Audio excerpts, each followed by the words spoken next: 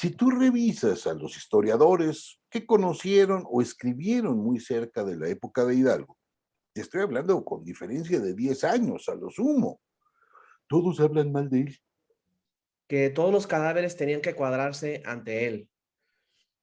Y era el más cabrón de los curas, nadie se atrevía a llevarle en contra. No, a mí no, nada más por eso no me meto de caudillo. Bueno, y aparte nada más acaudillaría a las tortugas, entonces no, olvidémoslo, no.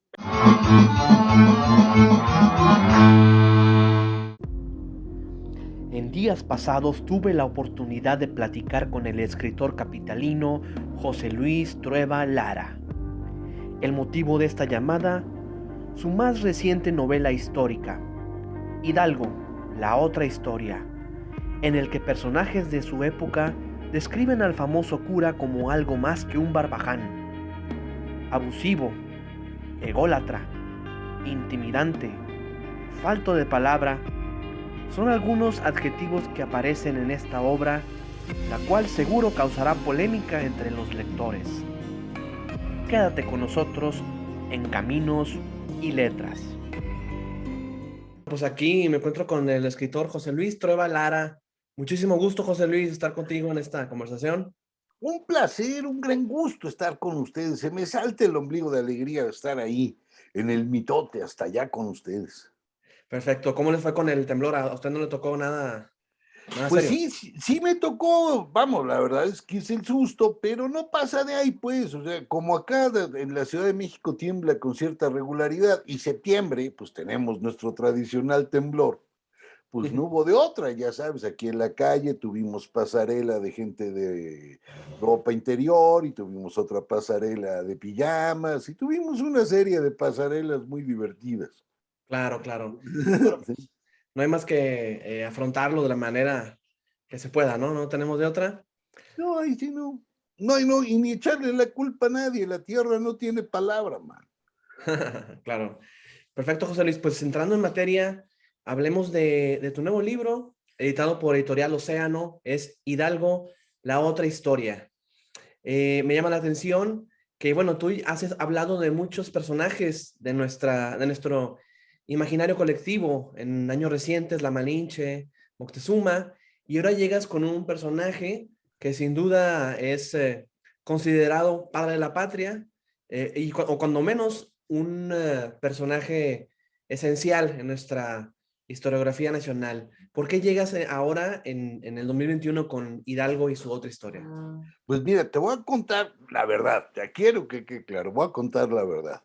La verdad es muy simple. Fíjate que yo me topé con ganas de escribir una novela sobre Hidalgo hace 11 años, Okay. justo para el bicentenario del inicio de la Guerra de Independencia.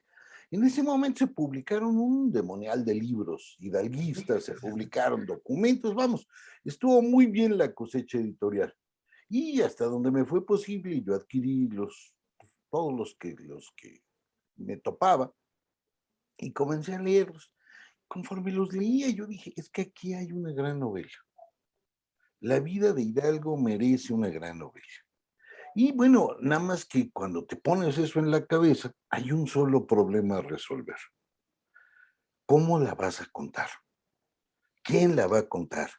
¿Cuál es el punto de vista que vas a agarrar para entrarle a la historia de un personaje de ese tamaño? Pues estamos hablando de uno que de veras tiene mármoles, bronces y avenidas. O sea, no hay lugar del país que no tenga una avenida con su nombre. Claro. Bueno, y entonces, pues durante los siguientes 11 años, además de estar leyendo y hacer otras cosas, no creas que fueron 11 años así, de nada más estar pensando en Hidalgo y no comer ni no dormir, yo no hallaba el modo de entrarle. Tenía la historia clara, tenía todo más o menos bien armado, pero el punto de vista no estaba. Y releyendo el juicio que le siguen a Allende, a Ignacio Allende, famosísimo también, antes de fusilarlo, él dice una cosa ahí que me dejó frío, el bribón del cura. Es decir, no habla bonito de Hidalgo. Entonces, Ok. cuando él dice el bribón del cura, de inmediato se armó todo el rompecabezas. Si tú revisas a los historiadores que conocieron o escribieron muy cerca de la época de Hidalgo, te estoy hablando con diferencia de 10 años a lo sumo. Todos hablan mal de él. Es decir, Hidalgo no era un personaje popular, como sí lo fue Morelos, como sí lo fue Rayón, como lo fueron muchos. Pero con Hidalgo todo el mundo estaba convencido que aquello había sido un derramamiento de sangre escalofriante. Entonces yo dije, claro, ¿quién la va a contar? Allende. Y ya teniendo claro esto, pues la escritura fue, pues digamos, mucho más fácil y el camino fue muy fácil. Ya el último año, año y medio, ya estuve trabajando directamente en la novela, ya en el Tacataca, y ahí salió muy, muy bien. Esta es un poco la historia, contar a Hidalgo desde una perspectiva que no lo habíamos visto o no lo vemos normalmente, ¿no? Entonces, eso me gustó y eso es parte de lo que trato de hacer en todas mis novelas. Claro. Contar un personaje desde una perspectiva que no sea la común. Así es. Me llama la atención en la sinopsis del libro que se nos compartió previamente en la entrevista, se hablaba, hay una frase que dice, este no es un libro de historia, es una provocación. ¿En qué sentido se puede entender? ¿En una provocación de quiero lastimar el orgullo de la gente que está casada con el patrioterismo? ¿O en el sentido de vamos a releer la historia? Yo creo que la provocación que tiene la novela se puede leer de muchas maneras y creo que ninguna de ellas es excluyente. En primer lugar, mi provocación, mi intento de provocación es, señores, ¿qué tal que aprovechamos esta fecha para discutir a nuestra historia? Los invito a discutirla, pero los invito a discutirla desde una perspectiva distinta a la que se está asumiendo. Hoy nosotros vemos que se discute el pasado con ganas de pasarlo a juicio o con ganas de condenarlo. Ok. El único problema es que no podemos condenar el pasado. No lo podemos condenar porque el asunto de la provocación se puede leer de muchas maneras distintas y que nos revelan diferentes maneras. Fíjate, en primer lugar, lo que a mí me gustaría es aprovechar la fecha y la novela para discutir nuestro pasado. ¿Qué quiero decir con esto? Quiero proponerle a la gente que se acerque al pasado de una manera diferente a como siempre lo hace. Es decir, hoy está de moda juzgarlo muy duramente. Tan duramente lo juzgamos que quitamos estatuas, le cambiamos el nombre a las calles, le exigimos disculpas al rey de España y al Papa. Y no nos damos cuenta de cosas bastante obvias. No nos damos cuenta de que, para empezar, lo que pasó hace 500 años o hace 200 años, perdón que lo diga, todos están muertos. Y juzgar a un muerto, pues es bastante tonto. Por más que lo condenemos y le digamos de cosas, el señor seguirá muerto, no va a revivir. En segundo lugar, les estamos pidiendo que se disculpen a personas que nada tienen que ver con el pasado. España no conquistó México, porque España todavía no existía, eran muchos reinos. Si Así es. acaso fueron los castellanos, que eran los dueños del pandero. Pero España, así como la pensamos nosotros, no existía. Y México tampoco, eran un bolón de señoríos de distintos tamaños. Es decir, estamos haciendo una lectura muy rara. Yo les propongo, vayamos al pasado y tratemos de comprenderlo con unos ojos mucho más limpios. Pero hay otra provocación que es muy importante. La idea de que necesitamos aceptar nuestro pasado. Perdón que lo diga, el pasado no se puede cambiar. No hay manera de transformarlo. Y como no hay manera de transformarlo, no podemos dedicarle tantos esfuerzos a cambiarlo. Perdón que se los notifique. Lo que podemos cambiar es el presente, lo que podemos cambiar es el futuro. El pasado, lo que haya ocurrido es irremediable. Entonces, si nosotros logramos tener en paz nuestro pasado y lo discutimos, podemos entender nuestro presente y mirar hacia el futuro, hacia lo que verdaderamente nos surge, el hoy y el mañana. Ujú. Así es. En el caso, por ejemplo, concreto de lo que comenta acerca de del cambio de perspectiva sobre el pasado, bueno, evidentemente una nota que viene inmediatamente al radar es la solicitud de quitar la estatua de Cristóbal Colón ahí en la Ciudad de México. En su caso, ¿usted considera que en cierta parte los gobiernos actuales tratan de decir, vamos a reescribirlo para que a partir de ahora sea esta la visión que permee las próximas generaciones? De algún modo es una declaración política también. Yo creo que más que una declaración fallida, es una muestra de una crisis en el poder político. Me explico. El poder político tiene la obligación de enfrentar los retos del presente. Es decir, si a mí me eligen presidente municipal, diputado, senador, gobernador o presidente de la República, me contrataron para que arreglara y enfrentara los problemas de hoy y sentara un futuro que pudiera funcionar. Cuando a un gobierno no tiene la capacidad para resolver los problemas del presente y tampoco tiene con qué crear un futuro distinto, se va al pasado y empieza a arreglar el pasado. Es decir, nosotros escuchamos al gobierno hoy y todo lo que pasa en el país, pues tuvieron la culpa los españoles, la iglesia malvada, los reyes de España, el Papa, los neoliberales, Felipe Calderón. Es decir, todo pasó antes. Y como pues hace 500 años yo tengo que arreglar 500 años del pasado. Y la respuesta es no. Lo que el poder tiene que arreglar es el presente. Los problemas que debe de enfrentar son los del presente. Que se reconcilie con el pasado está todo dar. Porque por otra parte también hay algo ahí que a mí me parece muy incómodo. Me resulta incómodo. Pongo el ejemplo de la estatua de Colón. En la estatua de Colón quitamos al descubridor y lo cubrimos de improperios y en su lugar van a poner una mujer indígena, parece ser que olmeca, digo, todavía esto está a nivel de chisme, esto último, de que es olmeca, de que es mujer indígena, es mujer indígena. Bueno, Okay. mi duda es, ¿no sería mejor dejar a Colón en su lugar? ¿No sería mejor dejarse de estar haciendo cruces por a quién ponemos y a quién quitamos y nos damos la vuelta por el puro centro de la ciudad y vemos a todas las indígenas miserables, muertas de hambre, vejadas y todo esto? ¿No es más urgente eso que andar cambiando una estatua?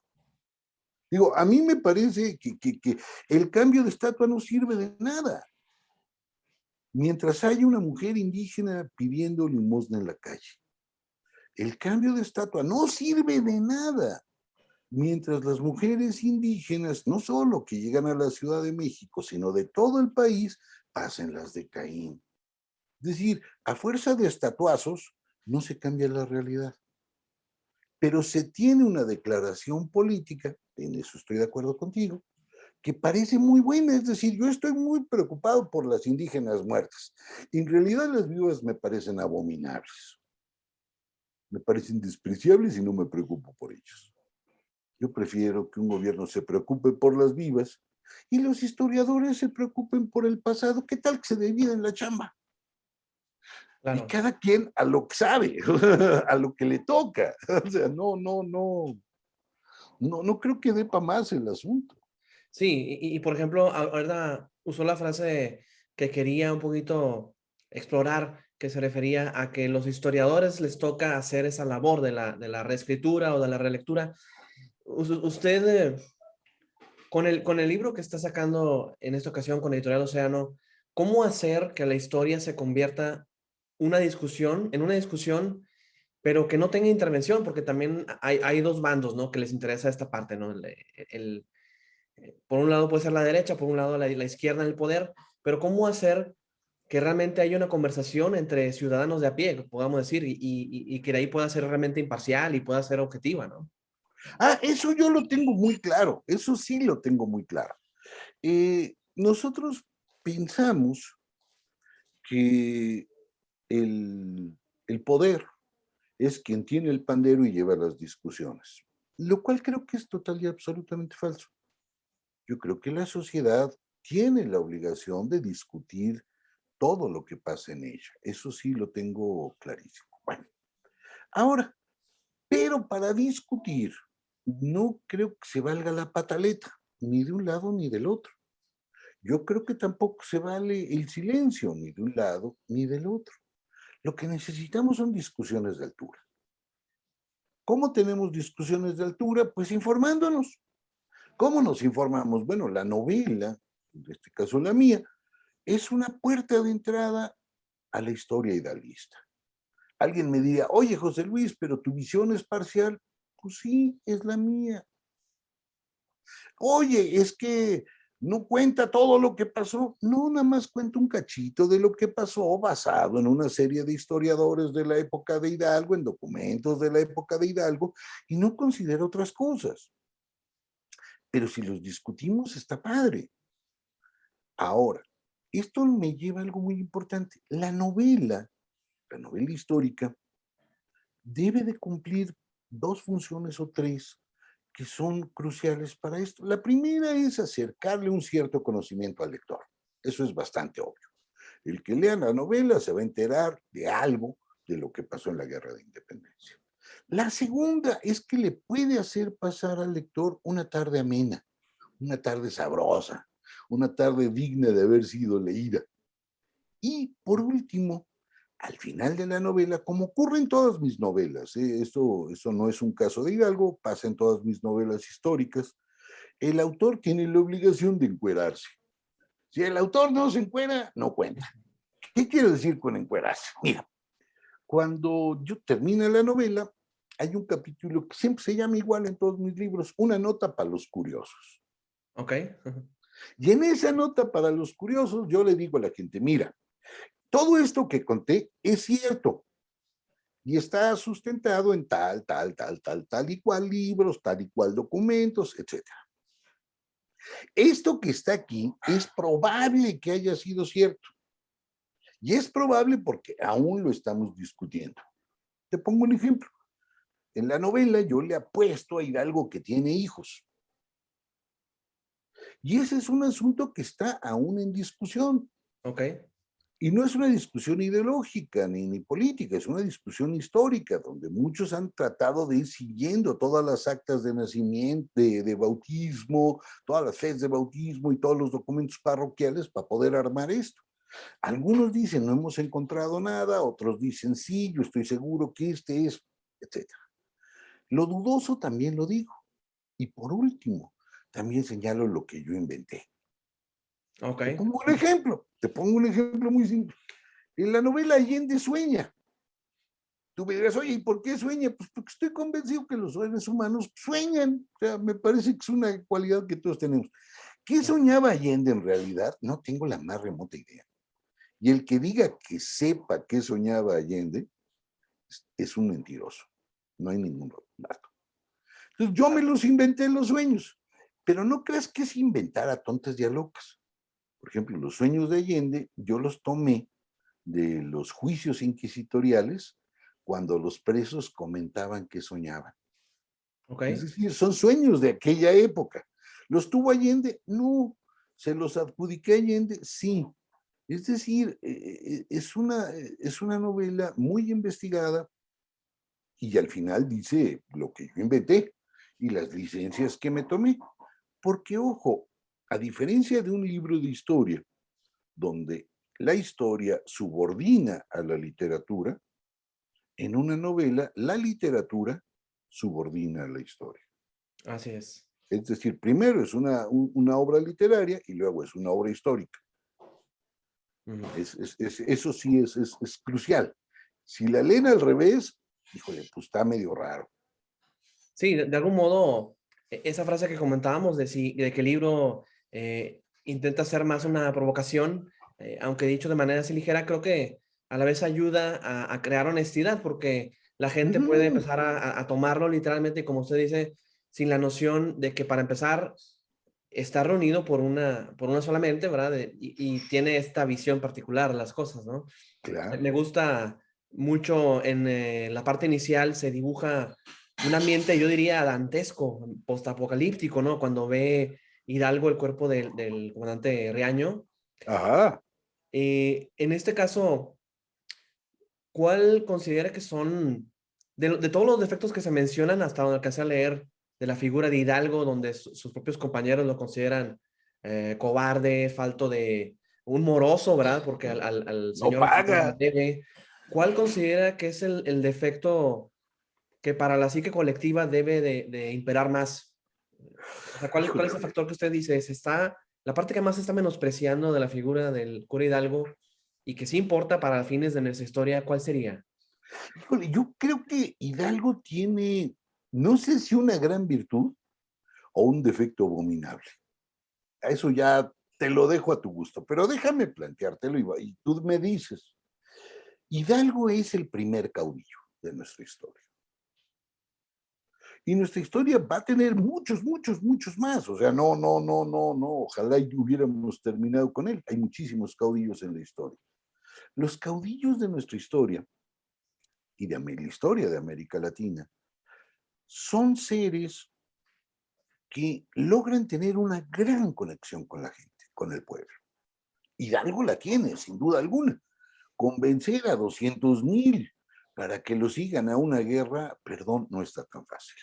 Digo, yo llamo a la guerra ahorita y ni mis tortugas me hacen caso. Nadie me pela. Segunda cosa, Hidalgo, como buen caudillo, tiene un discurso mesiánico. Él forma parte de la jerarquía religiosa. Él puede hablar como si fuera una suerte de Mesías, Sí. igual que todos los caudillos. En tercer lugar, es un hombre que además de esto, tiene que corresponderle a la gente que le paga, que lo sigue, y por eso les paga. Nosotros pensamos que la gente se sumó a Hidalgo de buena voluntad y en un arrebato de patriotismo, una suerte de pandemia patriótica que se inició en 1810. Naranjas agrias. En 1810, la gente que seguía a Hidalgo cobraba. Todas las semanas les tocaban sus moneducas. Es decir, Ok. para ser un caudillo le tienes que pagar a la gente. Y lo curioso es que como buen caudillo no tiene un proyecto de nación, no tiene un proyecto a futuro, tiene un proyecto personal. Y está convencido que sus ideas son las mejores que pueden existir en todo el mundo. Y por supuesto le pasa lo que a todos los caudillos, termina mal. Termina mal. O sea, no hay caudillo hasta hoy que termine bien. Hidalgo, pues termina fusilado y sin cabeza. Santa Anna termina en el exilio y absolutamente desprestigiado. Calles, Tata Cárdenas lo corre y se va. No le queda más remedio que irse. Claro. Pero esos caudillos, mientras están en el candelero, tienen una suerte de furor de su poder. No en vano, Hidalgo es el primero que se hace llamar Su Alteza Serenísima, es decir, le gana a Santa Anna. Ok. El primero no es Santa Anna, es Hidalgo. No en vano, está convencido de que él puede cambiarlo todo. Claro, el único problema es que entre estoy convencido y lo puedo hacer, hay una distancia brutal. Y por último, creo yo, esto no lo puedo demostrar, pero estoy convencido, que los caudillos siempre terminan enloquecidos. Por el poder. Por el poder y la pérdida del poder. Te cuento una historia que no tiene que ver con Hidalgo, pero nos refleja muy bien esto que te quiero decir. Cuando Santa Anna regresa a México, ya en la época de Don Porfirio, ya muy viejo, muy amolado, se va a vivir al centro, a una casa ahí más o menos pinchurrienta, no una mansión ni nada, una casa bastante dada al catre. Y la esposa de Santa Anna le paga a los mendigos del rumbo para que toquen a su casa, pidan ver a su Alteza y Santana lo reciba, le besen la mano y le pidan algo. Ok, es como... ¡Es horrible! O sea, Santana ya es un pobre diablo.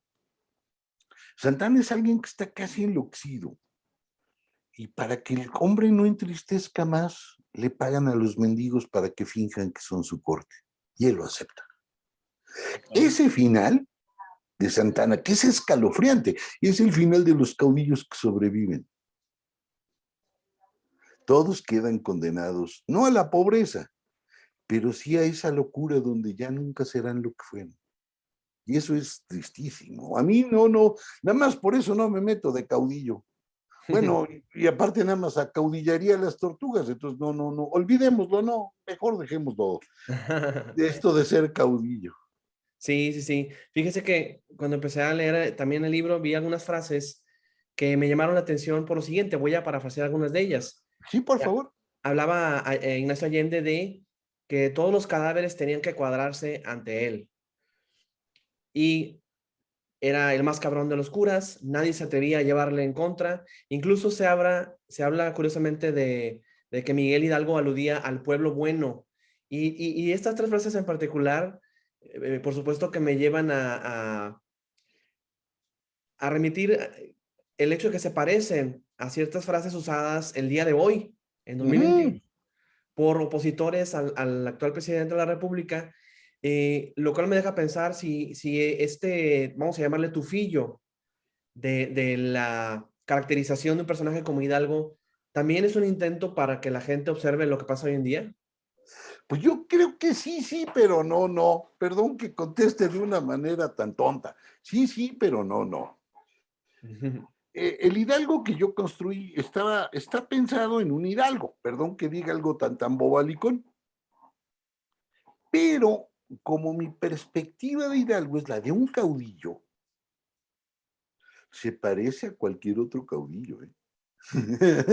Sí, o sea, si alguien me dice, oye, es que este Hidalgo tuyo se parece un poco a López Obrador, te diría, pues sí, porque es un caudillo. Se parece un poco a lo que hacía Chávez, pues sí, porque es otro caudillo.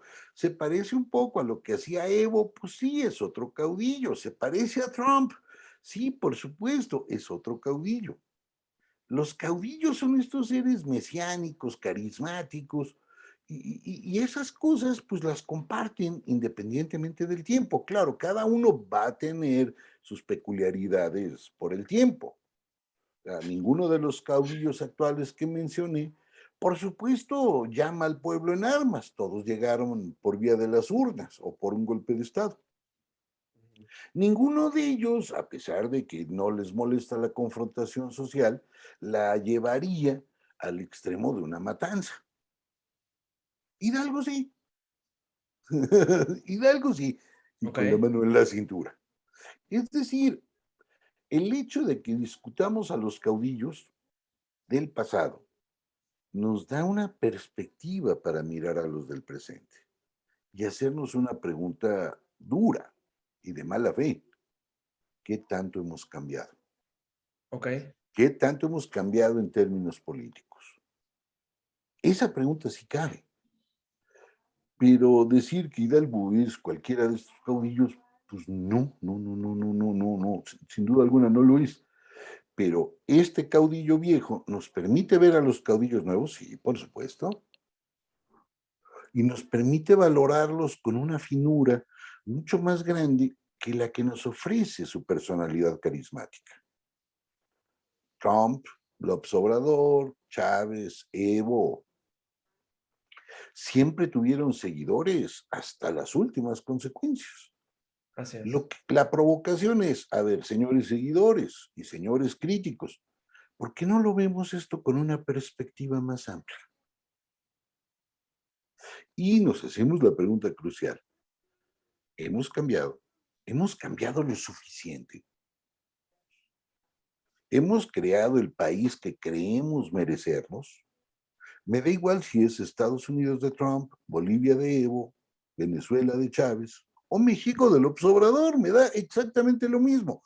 claro, hablo de estos tres casos porque estamos ante líderes muy carismáticos. Digo, nos podrán caer gordos algunos u a otros, pero carismáticos son. O sea, eso está fuera de discusión, ¿no? No, no, no. Ojalá yo tuviera su carisma.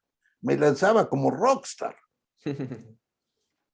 Sí, pues la cuestión aquí es que creo que la gran pregunta que uno se hace eh, cuando se habla de un líder y a veces no tanto del movimiento es si la ciudadanía, si somos capaces de construir ciudadanía, ¿no? Exacto, exacto. Mira, yo déjame ponerla de esta manera. Yo no creo que el presidencialismo se corrija a presidencialazos. No creo que la guerra se acabe declarando la guerra. Sí, no, no, no, pues, es bastante tonto. Y no creo que lo mal que la pasan las mujeres se arregle promoviendo un nuevo machismo. No creo. O sea, yo sospecho que justo está en cambiar. ¿Cómo acabamos con el presidencialismo? ¿Cómo acabamos con los gobiernos autoritarios? Pues simplemente, como tú lo acabas de decir, haciendo crecer la sociedad. La que tiene que crecer es la sociedad, no el poder. Claro. Porque si no, no avanzamos, nos quedamos igual. Igual sucede con el caso de las mujeres, sucede con la guerra. O sea, si queremos parar la guerra, pues lo primero es pensar en la paz, no en la última guerra. Y si queremos cambiar la situación de las mujeres, pues no podemos tener un neomachismo o un feminismo tan brutal que se parezca mucho al machismo. Tenemos que encontrar una nueva forma de convivencia, más pareja, más justa, más etcétera, pues. Perfecto, José Luis. Y ya por último, ¿cuál sería el llamado que harías a las personas que se acerquen a la librería y vean en este libro, pero que al mismo tiempo se sientan ofendidos o representados por el afán de sentirse en un tono provocador? Miren, yo les voy a decir la verdad. Miren, si lo leen, piensen lo más simple, lo más importante. Lo que tienen en sus manos es una novela de aventuras. Y lo digo absolutamente en serio. Hay batallas, corretizas, traiciones, intentos de asesinatos. Es una novela de aventuras. Porque, ojo, nuestra historia, al igual que la de los otros países, es una gran aventura que hemos vivido. Ahora, si al terminar están de acuerdo o no, está muy bien cualquiera de las dos cosas. Si están de acuerdo, en este último capítulo al que yo me refería, pues les ofrece camino para andar por mis ideas. Y si no están de acuerdo, ese mismo capítulo dice todos los que no están de acuerdo conmigo. Y pueden avanzar por ese camino. Es decir, en última instancia, lo que a mí me daría más gusto es que un libro mío le abriera la puerta a otros libros. Que un libro mío no solo fuera una invitación a leer uno, sino que le abriera el paso a otros. Y si es posible ya, con ganas de pedirles mucho a los lectores, que independientemente de sus coloraturas y acuerdos o desacuerdos, que agarraran el vicio. Si agarran el vicio de la lectura, les juro que yo voy a ser la persona más feliz del mundo. Claro Yo que sí. vivo rodeado de libros, es la parte de mi biblioteca dedicada a México, pero yo vivo fascinado en ella. Y Así es. aparte, pueden ser aventureros de sillón como yo. Claro. Este sillón me ha acompañado a todos lados. Sí. Entonces, y no, ni siquiera me he movido mucho, o sea, nada más para acá, me acomodo y ya. Pero ser aventurero de sillón no está nada mal. Y más en esta época que estamos mucho tiempo guardados. Claro, claro. Y la lectura es uno de esos vicios que parece no ser tanto del siglo XXI, pero no hay causa perdida, ¿no? No hay momento malo para invitar a un joven a cuestionarse lo que vio en la primaria, secundaria, o a la persona que nunca ha sido de libros, que empiece el día de hoy. Eso sería buenísimo. Eso a mí me encantaría. Que fuéramos más gente de libros. Y eso nos garantiza algo padre, ¿eh? levantaríamos mucho el nivel de nuestras discusiones. Nuestras argumentaciones serían mucho mejores y nuestras críticas o nuestras defensas serían más precisas. Y no estaríamos solamente diciendo es que antes era peor. No sabemos. No sabemos, hay que echarle un ojo con calma al pasado y ya veremos que antes era peor. Si no, pues ya ni modo, hay que volver a empezar. La historia humana es eso, un incesante volver a empezar. Perfecto, José Luis. Pues muchísimas gracias por esta entrevista y buena suerte con la novela de Hidalgo, la otra historia. Pues ojalá así sea y que nos vaya muy bien a todos. Y por favor, las personas que nos escuchen, nos vean o lo que sea, cuídense mucho. Es tiempo de cuidarse, de verdad. No es chiste, no es ser machacón. Cuídense. Les Claro. hace falta a su familia, a sus Claro, cuates. Todavía. hay mucho que pelear aún. Sí. Muchísimas gracias. ¡Órale!